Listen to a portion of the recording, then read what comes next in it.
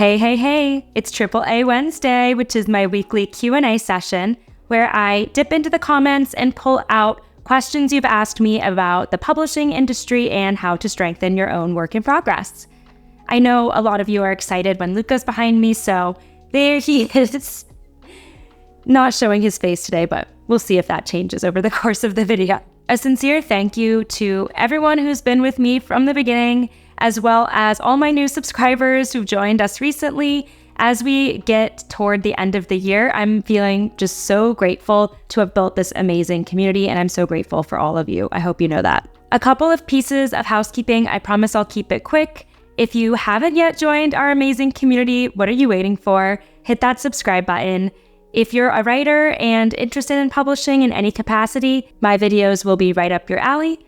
Every week, in addition to these Q&As, I also post deep dives either into a certain aspect of writing or about the publishing industry. Before we get into the questions, please also hit that thumbs up if you're enjoying these Q&A sessions. It's a small thing that helps out my channel a lot, and I really appreciate it. All right, so here's our first question today. I'm not sure if you've answered this in one of your videos before, but what are your thoughts on full manuscript rejections? Obviously, the industry is extremely subjective, but if agents are passing on your full, at what point should you consider taking another look at your manuscript and possibly revising? When you are getting a rejection on a full manuscript, first and foremost, see if the literary agent has left any type of feedback on why they rejected you. Was it that they felt the pacing started to lag, or did they not understand a specific narrative choice that you made? If agents were pretty deep in your manuscript and seriously engaging with it and considering representing you, then it's more likely that they will give you some kind of feedback in their eventual rejection.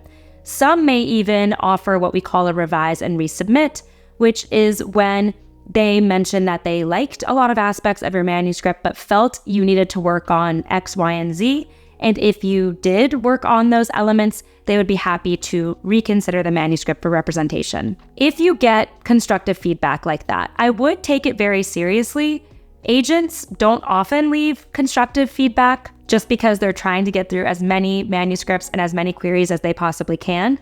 So if they have given you something that specifies why they didn't move forward with your query, that can be super helpful. That doesn't mean that you should necessarily make changes to the manuscript if you don't agree with that agent's feedback.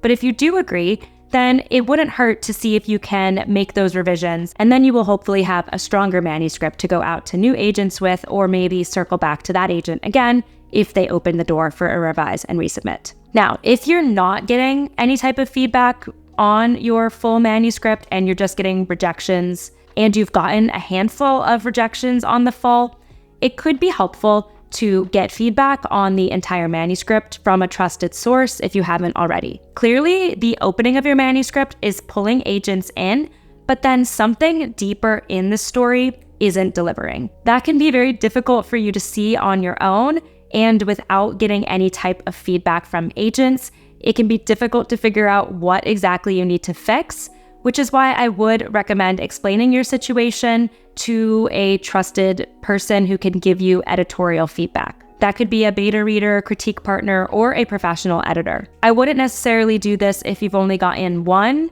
rejection on a full, because that could just be you weren't a fit for that agent. But if it has become a pattern, then it could be worth looking at the manuscript holistically. Before we get into the next question, I wanted to let you know about some amazing resources I have available to you outside of my YouTube channel. I've built out my newsletter, Chapter Break, to include not only interviews with literary agents and successfully published authors, but also deeper dive content with editorial insights from me, where I dive into specific feedback I've given as a developmental editor. So I recommend checking it out if you haven't already. And if you sign up to my newsletter, either the premium or the free version, you'll get a free resource. It's called my Story Self-Assessment Worksheet. It's designed to help you see your current draft from a new perspective and identify ways you can strengthen it on the next iteration. The links to my Story Self-Assessment sign up and the newsletter are in the description below. Here's the next question. Query Tracker shows where your query is in the agent's queue. I noticed an agent going through all her queries in order, but skipped over mine without a response. She did that to a couple of others too. I see this question posed a lot and no one seems to know the answer. She's known for a quick response rate, but she's had my query for over a month now. I know I can't nudge her to ask, or can I? But why do you think agents skip over queries? These statistics available in Query Tracker can be super helpful to give you more insight into what type of wait you can expect and where you are in an agent's queue, but I really recommend not reading too much into this. Every agent handles their queries differently, has their own process for getting through queries, and I see a lot of authors get really worked up on how long their query has been sitting when they see other queries getting responded to. Honestly, try to just wait it out, because you could speculate all you want, but it is ultimately impossible for us to know precisely why that agent skipped over your query. I like to take an optimistic view here in that maybe the agent knew just from the high-level basic information about those other queries that they weren't a good fit, and they are holding back on yours because they want to return to it when they have more time to dive into your manuscript and your materials. Remember that agents get a ton of queries per day, and as they're going through, they're trying to get back to as many authors as they can.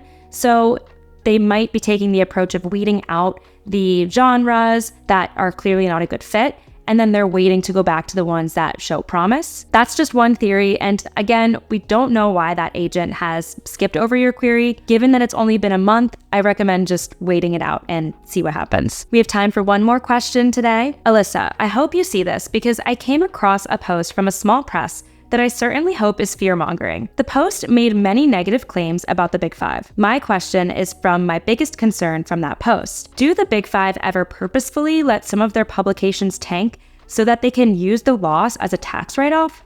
I know corporations can declare write-offs for losses, but I don't see the point of trying to tank a book on purpose. The post was really upsetting. I'm not going to pretend to know the corporate strategies that are being employed by the high-level executives at the Big Five publishing houses. But when I was in the industry, no one on the editorial team or any of the teams I was working with deliberately tried to tank a book's publication. With each and every release, it was our intention to get as many sales as possible. Ultimately, the goal is to make money for the publishing house, right? And having a hugely successful book, I would think, would be more beneficial than having a tax write-off and a loss. There was never a case where the editorial team deemed a book a sinking ship before it even published and didn't put any effort into it. Remember that the people who are on your team at the publishing house want your book to succeed just as much as you do, because their reputations are on the line. That goes for your literary agent, the editor at the publishing house, and the publisher at the imprint that selects your book for publication. All of these people have their own professional success tied up with yours, and so they're obviously going to push for that book to be successful. I really don't see any reason or purpose for anyone in the publishing house, including the executives, to deliberately want to tank a book. That's all we had time for today. If you have a question you'd like to ask, drop it in the comments here and it will be added to my queue for my next session. Before you head out, don't forget your free story self-assessment worksheet. The link is in the description below. Also, go ahead and check out my newsletter. And before you exit, hit that thumbs up button to help out my channel and hit subscribe to join this amazing community if you haven't yet. Thank you so much for watching and happy writing.